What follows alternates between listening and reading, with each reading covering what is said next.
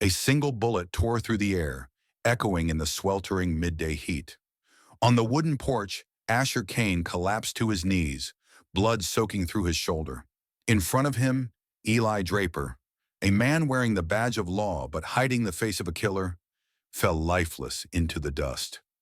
And the one who shattered his secret was nothing more than a thin, fragile girl, her trembling hands clutching a worn-down pencil. Lena Morell's drawing had not only unmasked the crime, but also ignited a race against death itself. Somewhere out there, a child waited in desperate silence to be saved, and time was running out. The sound of that gunshot still rang in Asher Kane's mind. He could feel the heat of the midday sun, the weight of a moment that had shifted everything. But the truth was, the story hadn't started there.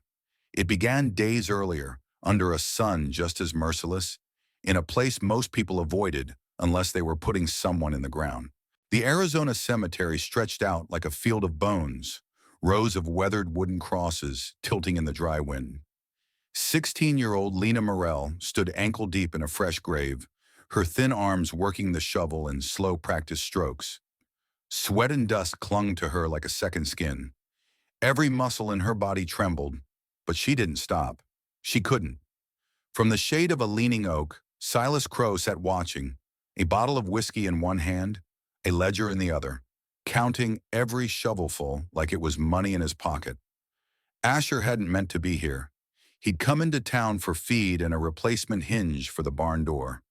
But the sound of a shovel hitting rock drew his eyes toward Sunset Cemetery.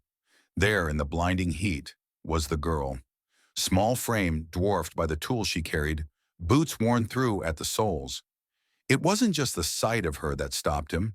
It was the way she dug. Each motion was steady, deliberate, as if she'd done it hundreds of times before. He'd seen hard luck before. 45 years in this land will show you enough to make a man stop believing in anything. But this was different. This was a child doing work meant to break grown men, and she was doing it alone. Silas saw him looking. "You got business here, Kane?" The man called out, his voice sharp with the confidence of someone who thought he owned everything in sight, including the girl. Asher dismounted, his boots sinking into the dry soil. "What's she working off?" "Room and board," Silas said with a smirk. "Debt don't pay itself." It wasn't a long conversation, but it was heated. Silas spoke of contracts, of church charity that had run dry, of how she owed him for every scrap of bread and roof overhead. Asher's words were low, measured, each one hitting like a hammer on iron. By the end of it, money changed hands, more than Lena had ever seen. Silas's grin faded as he shoved the coins into his pocket and barked at her to climb out of the hole. She hesitated. The shovel felt heavier than ever in her hands. Every story she'd heard about girls bought from men like Silas flashed through her mind. Her gaze darted toward the tall stranger waiting with his horse. His face was carved from years of sun and dust, but his eyes looked like they understood pain in a way she'd never seen. She stepped out of the grave, every muscle tense, ready to bolt if she had to. Asher offered a hand to help her mount the horse. She refused, swinging up on her own. The movement revealed faint, fading bruises around her wrists. He noticed but said nothing. They rode in silence. The desert stretched wide and unforgiving, red cliffs cutting into the endless sky. Every image was stored away, ready to be poured onto paper when the moment came. Asher could feel the tension in her body as surely as the heat on his skin. She sat rigid, like a wild animal expecting a trap. He thought about saying something, about the fact she was safe now, at least for the night. But the words lodged somewhere between his chest and his throat. Words hadn't come easy for him in years, not since the day his world had gone to ash. When the outline of his ranch finally appeared in the distance, a modest house with a wraparound porch, a weathered barn, and a corral holding 2 horses, Lena's eyes flicked over it quickly, as if afraid to let herself admire it. But Asher noticed the way her gaze lingered on the clean fence rails, the neat stacks of split firewood. This place was nothing grand, but it was orderly, alive, and far from the rotting gloom of Silas Crow's cellar. They dismounted in the yard. Asher took the reins and nodded toward the porch. "Go on inside," he said, his voice even, not unkind. Inside, Lena moved carefully, her bare steps silent on the smooth wooden floor. The furniture was simple but solid: a worn sofa, a bookshelf, a sturdy table. Sunlight streamed through spotless windows, dust motes swirling in golden beams. It felt unnatural in the way that safety sometimes does when you've lived too long without it. On the kitchen table, Asher had laid out bread, a wedge of cheese, and slices of cold meat. He didn't sit with her.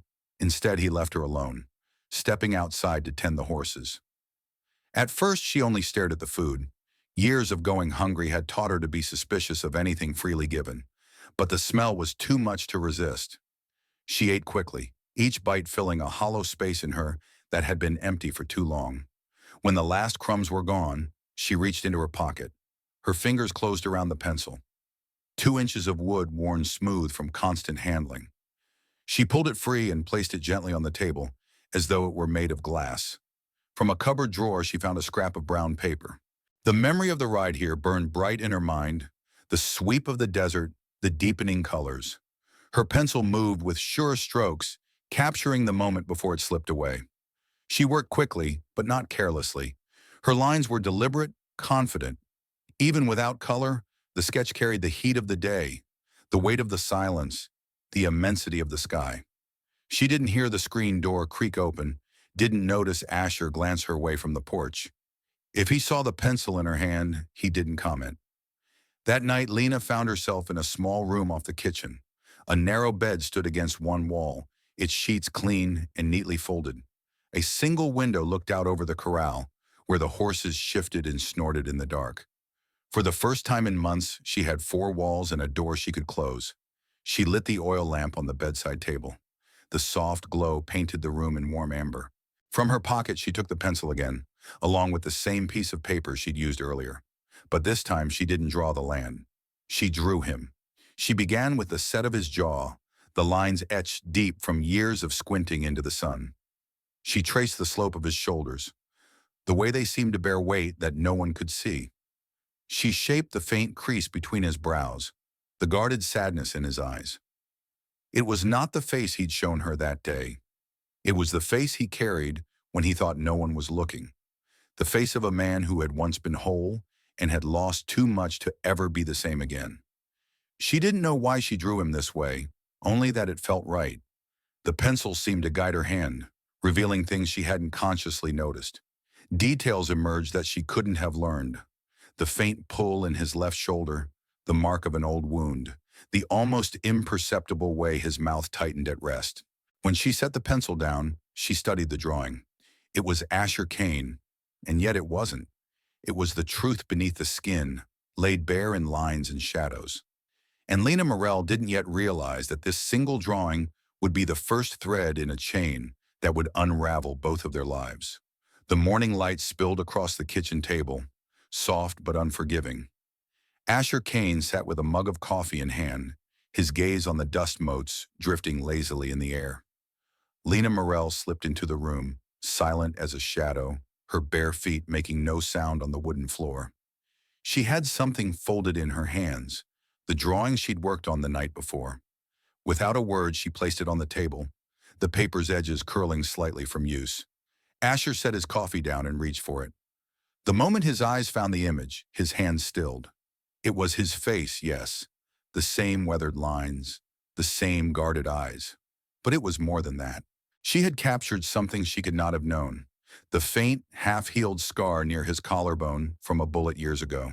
The weary stoop in his left shoulder from a saber cut in the Apache Wars. And there, barely visible unless you knew where to look, was the small brand burned into the leather strap of his gear, a mark the Army gave to deserters. His jaw tightened. Only a handful of men still alive knew the full story of that mark. How he had left his post, defying orders, to ride home when word came of Apache raiders near his ranch. How he'd arrived too late to save his wife and daughter. How the Army had taken his absence for cowardice, branding him a deserter and making him an outlaw in the eyes of the law. "How did you—" he began, but the question died in his throat. Lena just stared back, her expression unreadable. "I just draw what I see," she said quietly. Before he could ask anything else, the distant thud of hooves broke the stillness. It was a steady, deliberate rhythm, more than one rider coming fast. Asher's eyes flicked to the window, the muscles in his jaw working. Outside, two riders came into view, dust rising behind them. The first was a broad-shouldered man with a hard jaw and the kind of posture that spoke of authority. Marshal Grant Holbrook. The second rider, leaner and younger, wore the badge of a deputy, Eli Draper. Asher stepped out onto the porch as the riders slowed. "Kane," Holbrook called, his tone clipped. "You and I need to have a talk." The lawman swung down from his saddle. "You've been spotted in town. There's still a price on your head for desertion. You know how this works." Asher didn't answer right away. He met Holbrook's eyes, then glanced briefly at Draper, who was still in the saddle, his gaze fixed not on Asher, but on Lena, who stood just inside the doorway. His eyes lingered too long, first on her, then on the paper in her hands, and something in his expression hardened, as if a thought had just taken root. Lena instinctively curled the paper toward her chest. Draper's eyes narrowed. His hand dropped slowly toward the butt of his gun. Not fast, not a threat just yet, but enough to set her pulse racing. From outside, Holbrook's voice carried, "Kane, you can make this easy or hard." Asher glanced toward Draper and saw where the deputy's attention was. "What's going on?" he asked, voice low. "Nothing," Draper said, his tone too casual, but his fingers still hovered near his weapon, his eyes still locked on the girl. Lena knew, with a cold certainty, that he'd seen too much of what she'd drawn, and in that moment, she realized her gift didn't just reveal truths, it could put her in mortal danger. The midday sun hung overhead, glaring down on the ranch like a watchful eye. Heat rippled through the air, making the ground shimmer. The tension on the porch was thick enough to choke on. Eli Draper's hand hovered near his revolver. Lena Morrell clutched the paper tighter, her knuckles white. Asher Kane stood just a few feet away, his stance loose, but his eyes locked on Draper. A man he could now see for what he truly was. It happened in less than a heartbeat. Draper's gaze flicked to the drawing, then back to Lena. His fingers twitched. Steel flashed in the sunlight. The gunshot split the silence like a lightning strike. Asher staggered, a sudden bloom of red spreading across his shoulder. His hat tumbled to the porch as his knees buckled. Draper's face twisted, shock, fury, and then he pitched forward, collapsing into the dust with a lifeless thud. The drawing slipped from Lena's hand. The wind caught it, spinning it once before it came to rest at Marshal Grant Holbrook's boots. Holbrook bent down and picked it up. His brow furrowed as his eyes traced the lines on the page. There was Draper, unmistakably him, in the act of robbing the Prescott Bank. The cold focus in his eyes, the satchel of stolen cash. It was undeniable. Draper had been a lawman in name only. In truth, he was a killer and a thief. But the image didn't stop there. In the lower corner of the page, Lena's hand had drawn another face. A girl, weight no older than 15, with tear-reddened eyes, a birthmark on her right cheek, and rope burns circling her wrists. Her hair was tangled, her dress torn. Holbrook's chest tightened. "Clara," he whispered. It was his daughter, missing for 3 weeks, taken by the same gang Draper had been running with. The ransom note had come and gone, and then nothing. Holbrook had feared the worst, but here she was, captured in perfect detail by a girl who'd never seen her. He looked up sharply at Lena. "How?" She swayed where she stood, her face pale. A thin trickle of blood slid from her nose, staining her upper lip. Her hands trembled as she gripped the porch railing for balance. "I see things when I draw," she said, her voice barely above a whisper. "Sometimes it's what's in front of me. Sometimes it's what's hidden." Holbrook stepped forward, his fingers tightening on the drawing. "Where is she?" Lena closed her eyes. The images came in flashes, a canyon wall pitted with dark openings, the smell of smoke, the sound of water dripping somewhere in the dark. She saw Clara huddled in the corner of a cave, 2 men keeping watch, their faces cruel and weathered by sun. Her voice was weak, each word costing her. "North of the ridge, past the dry creek, there's a canyon with a split in the middle. She's there." In the right-hand cave. They've got 2 guards, armed. Her knees gave way, and she dropped to the porch. Holbrook crouched beside her, but she waved him off, her breathing shallow. Asher, gritting his teeth against the pain in his shoulder, knelt down on her other side. "You need to rest," he said. Lena shook her head. "No. Time. They'll move her if they get spooked." Holbrook looked between them. His instincts as a marshal screamed caution, but the father in him knew hesitation could cost Clara her life. Still, he couldn't ignore the sight before him: a wounded man, a girl bleeding from the nose, and a piece of paper that had just turned the ground beneath his feet into something unstable and strange. Lena's hands shook as she pressed the drawing back into Holbrook's palm. "Go! You can still save her." Holbrook's jaw worked, torn between disbelief and urgency. "You're sure?" Lena met his eyes. There was no doubt there, only a steady, fragile conviction. "I've seen her, and I've seen what happens if you don't get there in time." Holbrook stood, sliding the drawing into his coat pocket. His voice was rough. "Then I ride now." Asher pushed himself to his feet, swaying slightly from blood loss. "You'll need another gun," he said. "I'm coming." Holbrook started to argue, but one look at Asher's face told him it was pointless. The man was going, wound or not. The marshal gave a sharp nod, then turned to his horse. Asher retrieved his revolver from the porch rail and followed. Behind them, Lena slumped against the post, her breathing ragged. Her eyes were half closed, but her mind still churned with images of Clara, of the cave, of the danger ahead. As the 2 men mounted up, Holbrook glanced back. "We'll bring her home," he promised. Lena didn't answer. She simply held on to the railing, the world swaying around her, knowing she'd just set in motion a race against death, and that the clock was already running out. For a moment, Marshal Grant Holbrook just stood there, the weight of the drawing heavy in his coat pocket, his mind caught between disbelief and the raw, undeniable pull of a father's fear. Logic said it was impossible, that a dirt-streaked 16-year-old with a broken pencil couldn't know where his daughter was. But the part of him that had been waking every night for 3 weeks with Clara's face in his mind didn't care about logic. Asher Kane holstered his revolver with his uninjured arm. Blood still seeped slowly from the graze on his shoulder, staining the side of his shirt, but his eyes were steady. "You're not riding out there alone, Hananaram," he said. "I know that ridge. I know the trails they'll use if they get spooked." Holbrook shook his head. "You're wounded. You'll slow me down." "You've got 2 hours, maybe less, before they move her," Asher countered. "I can still ride, and you'll need another gun." Holbrook studied him for a long beat, then gave a short nod. "Fine. We ride." As they turned to leave, Lena shifted weakly against the porch post. "Wait," she rasped. Her voice was thin but insistent.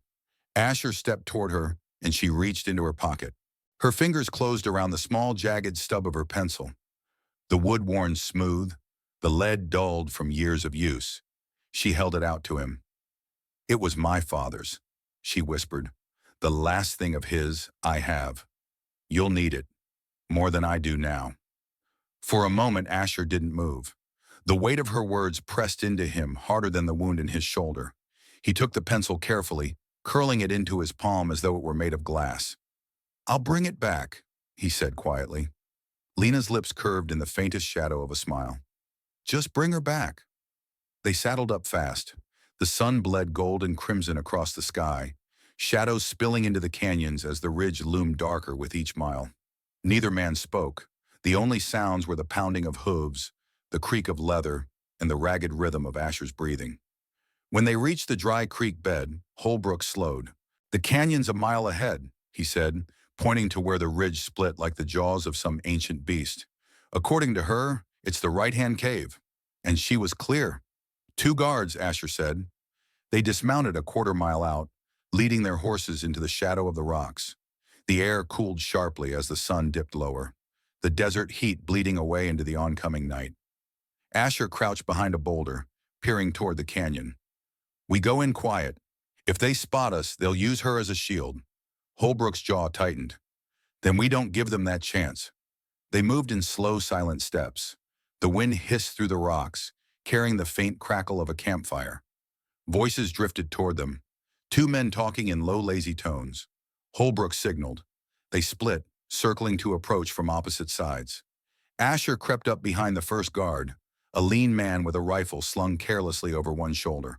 With his good arm, Asher yanked him backward into the shadows, striking hard with the butt of his revolver. The man crumpled without a sound. Across the clearing, Holbrook leveled his pistol at the second guard. "Don't!" he warned. The man froze, hands lifting slowly before Holbrook brought the butt of the gun down, dropping him to the dirt. They slipped inside the cave. It took a moment for their eyes to adjust to the dimness. The air smelled of smoke and damp stone. In the far corner, huddled against the wall, was a girl. Her dress torn, her hair tangled, a rope binding her wrists. "Clara!" Holbrook's voice cracked. She lifted her head, eyes wide with disbelief. "Papa?"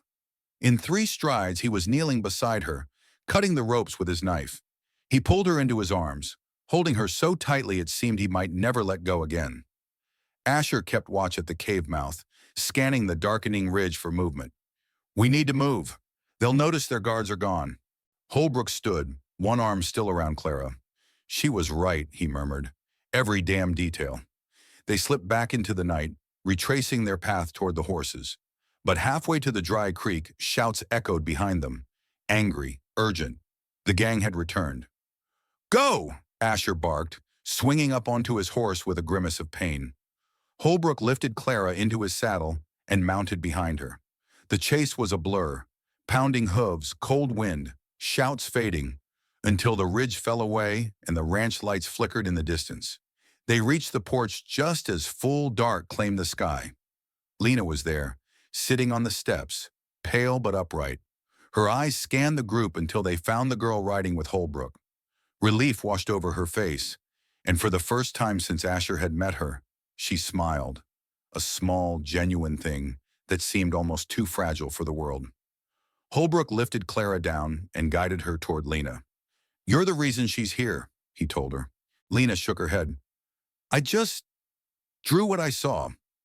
Holbrook's eyes softened. "Sometimes that's the hardest thing to do." Asher stepped forward, pressing the broken pencil back into Lena's hand. "It's yours. Always was." She curled her fingers around it, holding it close. Behind them, the desert night stretched wide and endless. But for now, there was light on the porch, and breathing space, and the quiet knowledge that, for this one night, they had outrun the darkness. And somewhere beyond the ridge, the wind whispered through the canyons, carrying away the last echoes of a race they had won. Just in time. In the stillness that followed, the desert felt different. Not softer, but somehow less empty. Lives had been saved, wounds would heal, and yet the story left more than a trail of dust behind it. In today's world, most of us will never chase down outlaws on horseback or stand in a canyon under threat of gunfire. But the lessons here are timeless. We are reminded that truth, like Lena's drawings, is not always comfortable, and it often comes at a cost. That doing the right thing may leave scars, yet those scars tell the story of what we were willing to stand for. And that sometimes the smallest acts, a pencil sketch, a few words of courage, can change the course of someone else's life. For older generations watching this, you know how quickly moments pass and how lasting the choices we make can be. The question is, in our modern lives, what do we choose to see and what do we choose to ignore? Would we act even if the cost was high? And maybe there's another ending. What if Lena's gift wasn't finished? What if she still had one more drawing to make? One that might change the lives of people she hadn't even met yet? I'd love to hear what you think. Do you believe some people truly have a gift for seeing what others cannot? And if you had that gift, would you use it, no matter the price? Share your thoughts in the comments. Your stories matter here. Thank you for riding along with me in this tale. If it spoke to you, please give it a like, share it with a friend, and subscribe for more stories that carry both grit and heart. Until next time, keep your eyes open. The next chapter might be closer than you think.